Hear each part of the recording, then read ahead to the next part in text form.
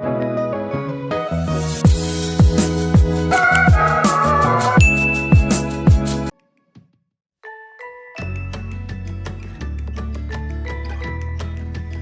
sahabat bahasa, hari ini kita akan mengidentifikasi unsur kebahasaan dalam teks eksemplum dalam channel pembelajaran bahasa Indonesia Wawan Yulia. Unsur kebahasaan yang akan kita bahas meliputi A. Kata keterangan tempat, waktu, tujuan, dan cara. B. Kata hubung intrakalimat dan antar kalimat. Dan C. Kalimat majemuk setara dan bertingkat.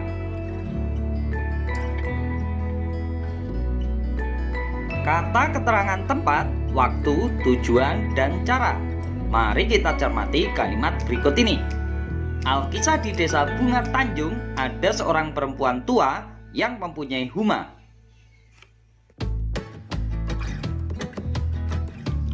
Kalimat di atas menunjukkan keterangan tempat dengan penggunaan kata depan di. Selain kata depan di, kata depan dari, ke, dan sampai juga menunjukkan keterangan tempat. Misalnya, dari Surabaya ke Jakarta sampai Balikpapan. Lalu perhatikan kalimat berikut. Pada suatu malam, Putri Tangguk dan suaminya sedang berbincang-bincang tentang masa depan keluarganya.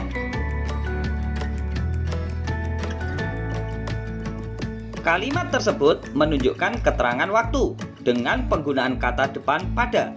Penunjuk keterangan waktu juga dapat ditandai dengan penggunaan kata setelah, sebelum, saat, setiap, dan sebagainya. Misalnya, setiap pagi hari, sebelum makan, dan sebagainya.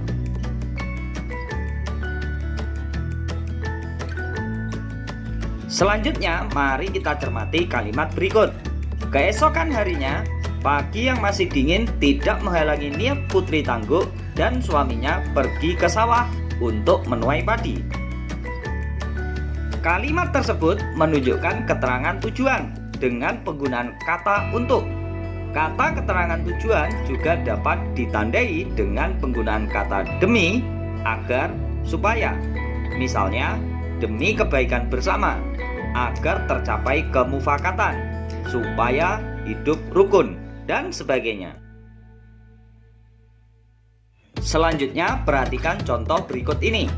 Putri Tangguk jatuh miskin akibat kesombongannya dengan membuang-buang padi semaunya di jalan yang dilewatinya. Kalimat di atas menunjukkan keterangan cara yang ditandai penggunaan kata dengan. Keterangan cara juga dapat ditunjukkan dengan penggunaan kata secara. Misalnya, secara tiba-tiba.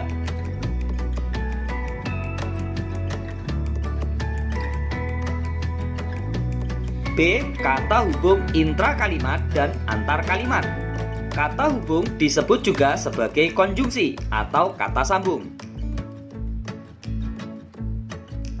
Kata hubung intrakalimat adalah kata hubung yang digunakan untuk menghubungkan gabungan kata atau klausa dengan gabungan kata lainnya dalam sebuah kalimat.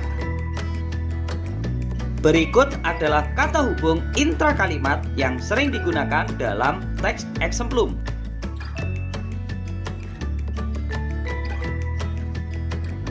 Satu, kata hubung koordinatif berfungsi untuk menghubungkan klausa yang bersifat sederajat. Misalnya, penggunaan kata hubung dan, serta, tetapi. Contohnya, humanya tidak begitu luas, hanya seluas Tangguk penangkap ikan, tetapi hasilnya melimpah ruah. Kalimat di atas menggunakan kata hubung tetapi untuk menunjukkan hubungan pertentangan.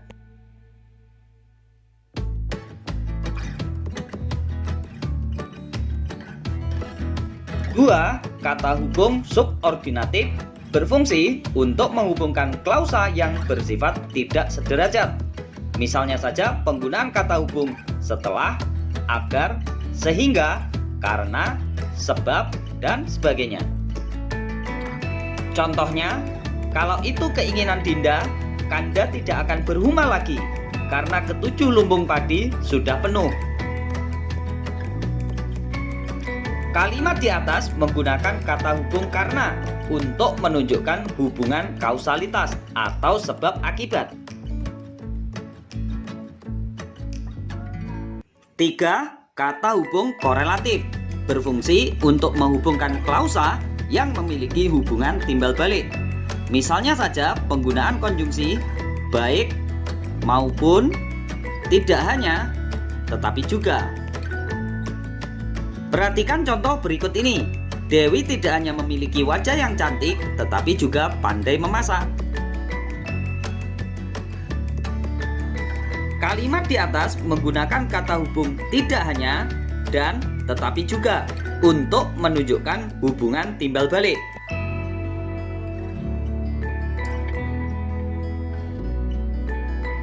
Selanjutnya adalah kata hubung antar kalimat, yaitu kata hubung yang digunakan untuk menghubungkan antara satu kalimat dengan kalimat selanjutnya. Misalnya saja dengan penggunaan kata hubung dengan demikian, oleh karena itu, lalu, kemudian, dan sebagainya. Perhatikan contoh berikut. Ketika tutup periuk dibuka, Putri Tangguh terkejut karena tidak ada nasi di dalamnya. Kemudian ia berjalan menuju lumbung yang digunakan untuk menyimpan beras dan padi. Jika kita perhatikan, jelas sekali bukan perbedaan antara konjungsi intrakalimat dengan antar kalimat. Kalimat di atas menggunakan konjungsi kemudian untuk menunjukkan hubungan waktu antara kalimat sebelumnya dengan kalimat selanjutnya. Penulisan konjungsi antar kalimat dipisahkan dengan penggunaan tanda baca koma.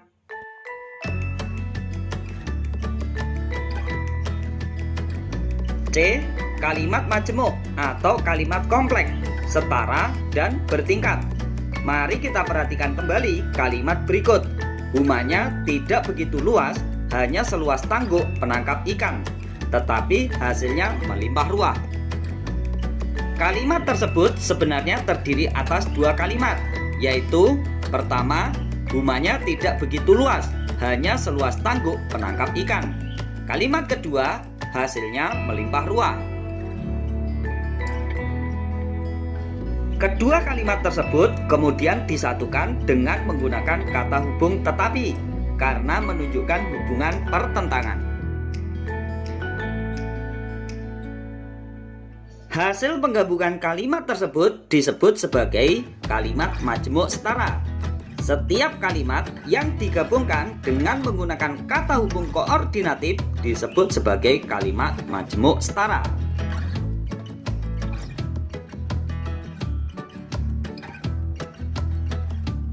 Selanjutnya, perhatikan kembali contoh berikut. Kalau itu keinginanmu, Dinda, Kanda tidak akan berhuma lagi karena ketujuh lumbung padi sudah penuh. Kalimat tersebut juga terdiri atas dua kalimat, yaitu pertama, kalau itu keinginan Dinda, Kanda tidak akan berhuma lagi sebagai induk kalimat. Kalimat kedua, ketujuh lumbung padi sudah penuh sebagai anak kalimat. Sama halnya dengan kalimat majemuk setara, kedua kalimat tersebut juga digabungkan menjadi satu kalimat. Namun perbedaannya adalah penggabungan kalimat tersebut menggunakan konjungsi subordinatif karena salah satu kalimatnya tidak dapat berdiri sendiri sebagai kalimat atau anak kalimat.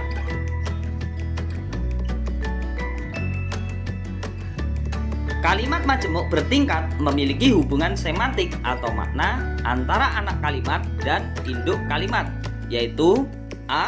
Hubungan waktu, penggunaan konjungsi sejak, tatkala, setelah, sampai. B. Hubungan syarat, penggunaan konjungsi jika, kalau, bila mana. C. Hubungan pengandaian, penggunaan konjungsi seandainya, sekiranya, andai kata. D. Hubungan tujuan, penggunaan konjungsi agar, supaya, biar. E.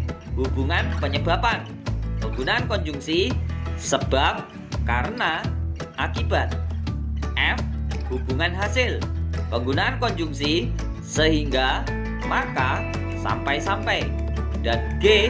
Hubungan alat, penggunaan penggunaan konjungsi dengan tanpa.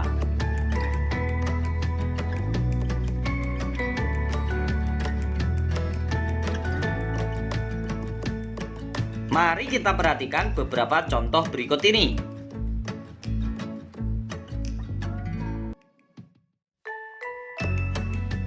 Sejak ditinggal kedua orang tuanya, lelaki itu hidup sebatang kara. Kalimat ini merupakan kalimat majemuk bertingkat dengan pola hubungan waktu, dengan adanya penggunaan konjungsi sejak. Contoh kedua, Pak Dudi rela meninggalkan keluarganya di kampung halaman untuk mencari nafkah di negeri perantauan.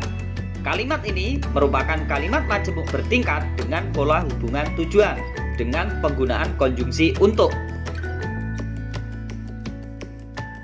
Contoh ketiga, Pak Dudi tidak punya pekerjaan dan kesulitan untuk memenuhi kebutuhan keluarganya, sehingga merantau adalah salah satu pilihan yang berat.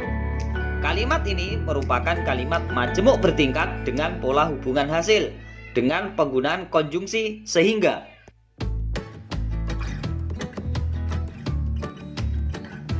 Berdasarkan beberapa contoh di atas, tentunya kalian juga bisa berlatih untuk menyusun kalimat majemuk dengan berbagai pola hubungan.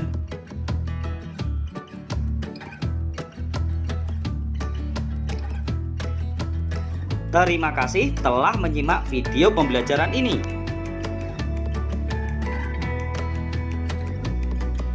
Jangan lupa subscribe, like, dan share video ini ke teman-teman kalian. Semoga video pembelajaran ini semakin menambah wawasan kalian dalam berbahasa dan sampai jumpa lagi.